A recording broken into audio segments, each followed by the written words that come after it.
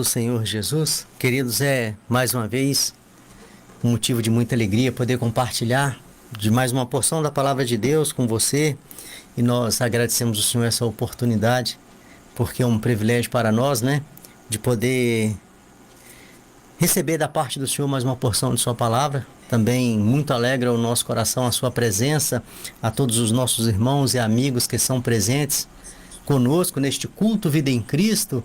Que a graça do Senhor possa estar te alcançando onde quer que você estiver, que a boa mão do Senhor possa ser presente aí com você, com sua família e também nos seus projetos de vida. Queridos, trago uma rápida meditação da palavra do Senhor. O livro é Salmo, capítulo de número 119, apenas o versículo de número 133, que assim vai dizer a palavra do Senhor: dirige os meus passos conforme a tua palavra, não permitas que nenhum pecado me domine. Que a ação reveladora do Espírito Santo de nosso Deus possa ser presente com o nosso entendimento, para que nós possamos aí aprender e guardar mais uma porção da palavra do Senhor.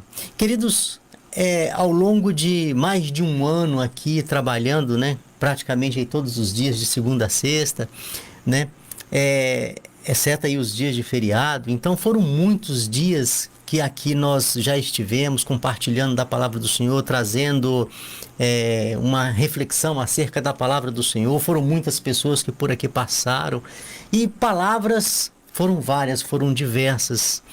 E o que me chamou a atenção é que de muitos textos escolhidos por pessoas que aqui estiveram juntamente conosco nesse culto Vida em Cristo, foram as declarações de homens e mulheres da palavra do Senhor, né? De onde foram extraídos aí as reflexões para o dia. E nesta oportunidade aqui também não é diferente. Nós estamos diante de um texto que nós acabamos de ler, apenas o versículo de número 133, de um dos mais belos salmos da palavra de Deus, que é o 119, aonde o salmista, o escritor deste salmo, ele faz uma linda declaração em cima de um pedido ao Senhor. Ele declara algo aqui em cima de um pedido, quando ele fala assim: dirige os meus passos. E eu achei muito curioso um pedido desse, né? Porque normalmente não é muito comum a gente pedir para ser dirigido, não. Nós que queremos dirigir, né? Nós que queremos estar no controle, nós que queremos estar na direção, né? Nós que queremos estar no domínio. Isso aí é algo que ele é meu, ele é seu, ele é do ser humano, ele é próprio. Se nós formos analisar, isso é tão sério na nossa vida, que isso começa desde os tempos da infância, né? Por muitas vezes nós temos que ser dominados na base do castigo. Por quê? Porque só a palavra não é suficiente para nós. É algo nosso, nós não queremos ser dominado por ninguém. Quantas vezes você recebeu uma ordem de seu pai, de sua mãe, e você chorou? Por quê? Porque obedecer aquela ordem te traria desconforto. Fica aqui quando aqui nós não queríamos ficar. Senta aqui quando aqui nós não queríamos estar. A criança, né, gosta de ter o domínio da situação, gosta de querer conquistar coisas, e às vezes um momento ali que nosso pai nos colocava em determinado lugar, aquilo ali trazia para nós um desconforto muito grande. Então o que eu aprendo com isso? Eu aprendo que ser dirigido por alguém é algo que não faz parte dos nossos planos. É algo que a nossa natureza não agrada, não nos chama muito a atenção, é algo que é nosso, né? Precisamos, sim, nós precisamos, mas não queremos. Temos a necessidade, mas nós não gostamos. Seria o quê? Um mal necessário, né? Nós mesmos que gostamos de ter o controle da situação, o controle de nossa vida, o controle das coisas, e não ser controlado por alguém. Não é isso? Então isso aqui é uma realidade de todos nós, e aí nós deparamos com uma pessoa fazendo um pedido desse a Deus, um pedido que ele diferencia dos demais pedidos que nós temos aí por hábito de fazer na nossa oração. E aqui então ele vai e se lança diante do Senhor com esse pedido, e o pedido dele é: Senhor, dirige os meus passos. É como se ele falasse assim. Eu achei muito interessante. Eu fiquei imaginando, né, A expressão, a forma desse homem conversando com Deus, eu fiquei imaginando, era como se ele falasse assim: Senhor, toma-me nas tuas mãos, segura nas minhas mãos, para que aonde eu colocar os meus pés tenha a tua bênção, tenha a tua aprovação. Aonde que eu colocar os meus pés, o Senhor estar comigo. Ele se demonstra aqui, queridos, inteira dependência do Senhor, em total dependência do Senhor. Em todos os momentos da vida dele é como se ele falasse assim: Senhor, pois eu sou um dependente totalmente do Senhor, sozinho não tem como ir, não tem para onde ir, não tem para quem recorrer, é o Senhor. Então, se o Senhor me levar, eu entendo que eu vou estar em segurança. Queridos, isso é maravilhoso, porque é tudo que nós necessitamos, é o agir de Deus, a orientação de Deus, é o dirigir de Deus na minha e na sua vida. E o mais triste desta história é de saber que a direção de Deus, para mim e para você, muitas vezes não nos interessa. Isso é muito sério, queridos. Nós aqui estamos falando de coisas acerca de situações que ela define a tua eternidade. Aqui nós estamos falando é de uma vida entregue nas mãos de Deus. E é tudo que o Senhor quer de mim e de você, é que a nossa vida seja entregue a Ele. Só assim nós seremos reconhecidos como sendo povo seu. E fica aí um alerta e um grande exemplo, né? Neste momento de reflexão de hoje, quando este salmista ele faz aí esse pedido tão diferenciado: dirige os meus passos. E interessante que ele fala assim: e é conforme a tua palavra. Ou seja, é o que o Senhor determinou. É o que eu quero seguir, é aquilo que o Senhor determinou. Por quê? Porque no meu entendimento, o que o Senhor determinou é o de melhor para mim. É o de melhor para mim. Queridos, a vontade de Deus, a palavra de Deus, o projeto de Deus é o de melhor para você. Você pode não reconhecer, mas é o de melhor para você. Permitir que o Senhor te tome pelas mãos e dirija a sua vida é o de melhor para você. Você pode não reconhecer, mas é o de melhor para você. E todos quanto assim se posicionam de aceitar a direção de Deus, a vida vai dizer para eles que eles fizeram a escolha certa. É só questão de tempo, querido. Porque nós não temos capacidade de direcionar a nossa própria vida. Aqui, quando nós falamos de vida, nós estamos falando, não é dessa simples existência, né? De você gerenciar bem sua empresa, sua família. Não, querido, aqui nós estamos falando das emoções. Aqui nós estamos falando de você deixar que quem tem e pode cuidar de você, porque nós não temos e não podemos no que se diz respeito ao entendimento que Deus tem. E nós não temos. Então, quando nós falamos, Senhor, cuida de minha vida, é como nós estamos entregando para Ele as nossas emoções, pedindo que Ele cuide de nós. Por quê? Porque muitas vezes, na inocência, na ignorância, nós buscamos a morte achando que estamos buscando vida. Buscamos a morte achando que nós estamos buscando prazer. Buscamos a morte achando que nós estamos tendo ganho. Então daí as orientações da palavra do Senhor, que Deus é quem pode cuidar de nós.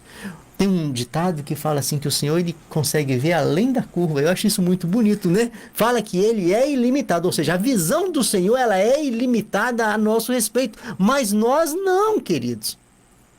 É tanto que a própria palavra vai dizer que existe caminho que ao homem parece um bom caminho. Ou seja, como se ele estivesse falando assim, existem escolhas que parecem ser boas escolhas. Mas no final é caminho de morte. Ou seja, é uma escolha que vai te trazer a morte. Então o que o salmista quis aqui foi ficar livre desse problema. Por isso que ele se entrega para o Senhor. Guia os meus passos. conforme a tua palavra. E aí ele faz o segundo pedido para a gente fechar essa reflexão de hoje. Ele fala assim: e que nenhum pecado, olha que coisa, olha que pedido, e que nenhum pecado me domine. Glória a Deus, que pedido maravilhoso. Dirija os meus passos conforme a tua palavra, né? E não permita que nenhum pecado me domine. Queridos, um grande mal que existe hoje na humanidade é ignorar o pecado.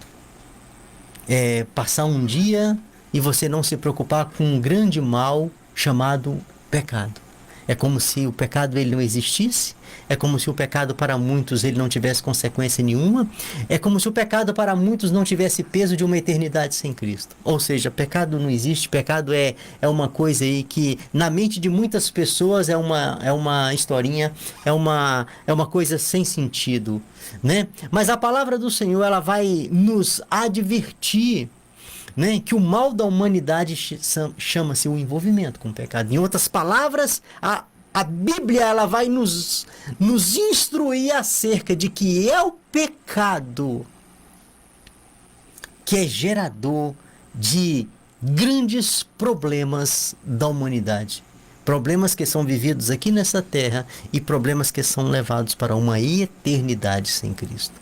E isso é muito sério. Daí a grandeza da declaração desse salmista quando faz esse pedido ao Senhor, né? Me abençoe para que pecado nenhum não me domine.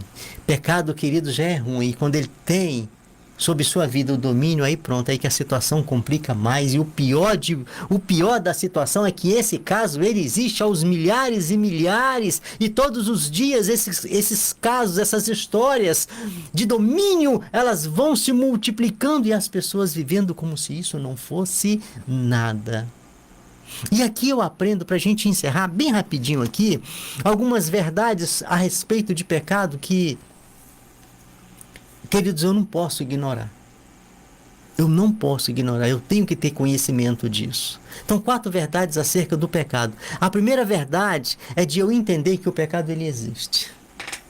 Eu não posso ignorar o pecado. Eu tenho que entender que pecado ele é um mal e este mal ele existe e como sendo um mal, querido, então eu tenho que evitá-lo. É mal, para mim não serve. Se é mal, para mim vai trazer consequência. Se é mal, essas consequências podem gerar morte. E se é mal, essa morte é a vida eterna. Então, queridos, eu tenho que saber que pecado ele existe, que pecado ele é real, que o pecado ele existe e que eu tenho que me afastar dele, ou seja, eu tenho que evitar o pecado na minha vida. Segunda verdade que não pode sair do meu entendimento, querido, é que o pecado ele tem poder de domínio. Não brinca com o pecado. O pecado ele tem poder de domínio. E o poder de domínio do pecado é diferente daquele domínio da escravidão, né? Do chicote, da corrente no pé, não, ele é imperceptível. Ele é imperceptível. A pessoa, quando menos espera, ele está escravizado pelo ato do pecado e sem perceber. E muitos ainda achando que está tudo muito bem. Tudo muito bem, mas escravizado pelo domínio do pecado. E o pecado ele se apresenta na nossa vida de muitas formas. Uma coisa é que, independente das formas, todas elas só têm um objetivo: é te aprisionar. Cuidado com o pecado. E essa prisão muitas vezes começa com uma coisinha, uma atitude simplesinha, que você aparentemente não é nada, é inofensiva. Daí um pouquinho vem a dependência e vem a escravidão. Aí ele dominou. E muitas pessoas, queridos, por causa de serem dominadas, já não estão mais aqui. Poderia ter muitos anos de vida desfrutando de boa saúde, desfrutando de seus familiares, desfrutando de seus bens, e hoje já não estão mais entre nós, já partiram. Por quê? porque foram dominados e não perceberam. E quando a pessoa é dominada e ele não percebe, de um momento para o outro ele se depara com a ruína de sua vida. Isso é um assunto muito sério. Daí foi o pedido do salmista aqui: Senhor, não permita, me abençoa, guia meus passos, não permita que nenhum pecado me domine, porque o dia que o ser humano se encontrar dominado pelo pecado, ele não tem força por ele mesmo, de sair desse terrível domínio. Ele não tem. A terceira verdade que eu aprendo aqui é que, dentre tantas consequências do pecado, né, nós podemos separar aqui a maior delas. Vamos ficar só com a maior delas: a separação. A separação entre nós e Deus. O pecado, ele causa a separação. A palavra do Senhor no livro de Isaías, no capítulo de número 59, versículo de número 1 e o 2, vai falar acerca disso aí. E no versículo de número 2 fala assim: mas é as suas maldades que separam vocês e seu Deus, e os seus pecados que encobrem de vocês o rosto dele. Ou seja, há uma separação. Por quê? Porque Deus não está aonde está o pecado. Deus não habita onde habita o pecado. Então há a separação. E o mais triste dessa situação, que é uma separação crescente, chegando até a separação eterna. Daí a importância do alerta da palavra do Senhor: cuidado com o pecado. Não permita que o pecado te domine. Cuidado com o pecadinho de estimação. Muito cuidado com essas questões. Só tem um objetivo o pecado: é te levar para a morte, é te levar para a destruição. E a terceira e a quarta e última verdade aqui, para a gente já fechar, nós aprendemos que, primeiro, o pecado existe. Aprendemos que, segunda, que o pecado, ele tem um poder de domínio. Aprendemos que o mal do pecado, que a consequência do pecado é a separação entre o ser humano e Deus. E a quarta aqui, para a gente fechar, é que maior que o pecado é quem pode perdoar o pecado. Glória a Deus. Aleluia. Maior do que qualquer pecado, querido, é o poder de Deus que pode perdoar o pecado. E nós não temos como encerrar esse momento de reflexão sem falar nisso. Porque o nosso objetivo aqui não é anunciar pecado, mas é anunciar quem perdoa pecado. O nosso objetivo aqui não é anunciar morte, mas sim salvação. O nosso objetivo aqui é falar da graça. A graça salvadora que está à tua disposição. Nós só estamos aqui por esse motivo. Não existe um outro que nos fez sair de nossa casa e estar aqui.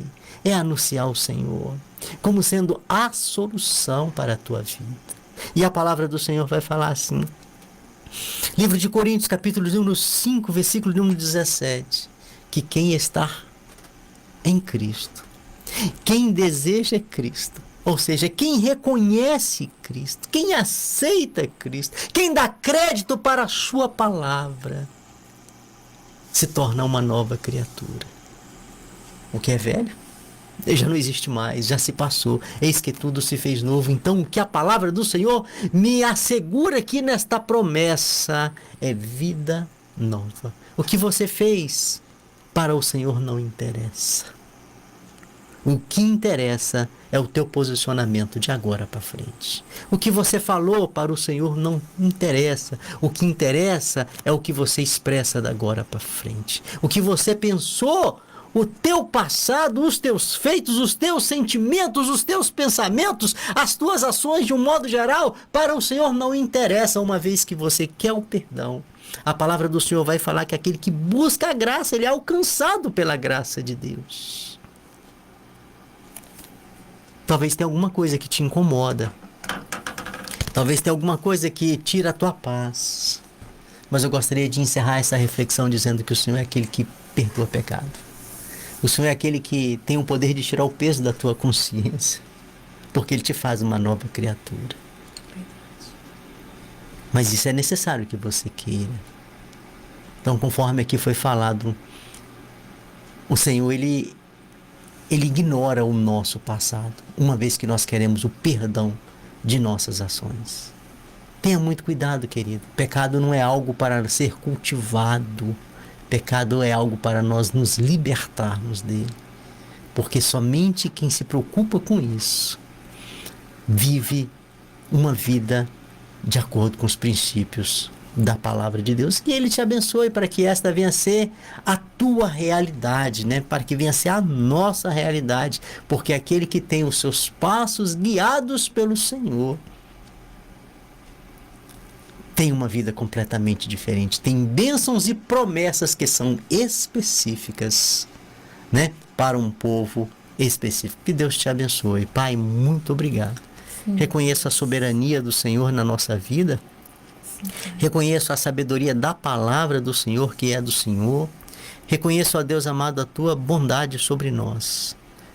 Te agradeço por esta oportunidade. Agradeço também a presença de cada um daqueles que estão conosco, cultuando juntamente conosco, participando, Senhor, também desta palavra, que o Senhor possa estar abençoando a vida de cada um, trazendo entendimento, mudança de vida, suprindo necessidades, trazendo cura, Senhor, trazendo libertação, trazendo, Senhor Deus amado, o desejo do coração de cada um, conforme a vontade do Senhor.